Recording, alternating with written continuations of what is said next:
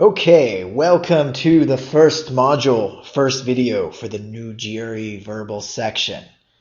In this video, we are going to meet the text completion, and we are going to learn some basic strategies that apply to 1 blank, 2 blank, and 3 blank sentence completions. Indeed, the basic strategies we're about to learn even work for sentence equivalence questions.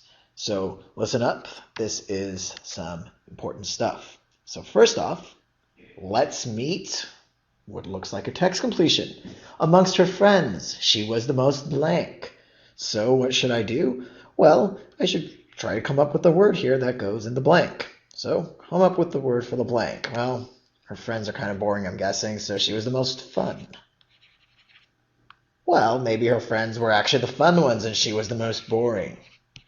Or perhaps has nothing to do with fun or boring. Maybe she's just really sad, or wait a second, I could go on forever because she could be anything. That is, any word could go in the blank. And this is not a text completion. This is not a GRE question at all. So gone. Why?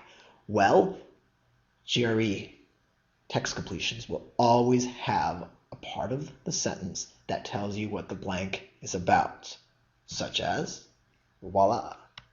After the comma, starting with often, we now can learn a little bit more about the she. Often walking over to a group of people she had never met before and introducing herself. So we read now the entire sentence, and we're going to come up with our own word here once we have found what I call the clue. And the clue is the part of the sentence, it could be a word, it could be a phrase, that tells us about the blank. And I'm underlining the parts that are important. She'd never talked to these people before, but yet she would go up to a group of people and she would introduce herself. Wow, what sort of person would that be? Well, you're going to have to come up with your own word. What? Really? Yes, you do not want to go down to the answer choices. Herein these words are the trap, or herein lies the traps. Because if you do not think through the sentence yourself and you simply start plugging in the answers into the blank, you could convince yourself of quite a lot of things. And that's why we come up with our own word for the blank. And so we know she is likely to go up and talk to anyone and introduce herself, so she is the most friendly. Maybe your word is outgoing. It doesn't matter. As long as you come up with one word and then you match that word with the answer choices. So let's start with A. Selective. If you're friendly, by definition, are you selective? No.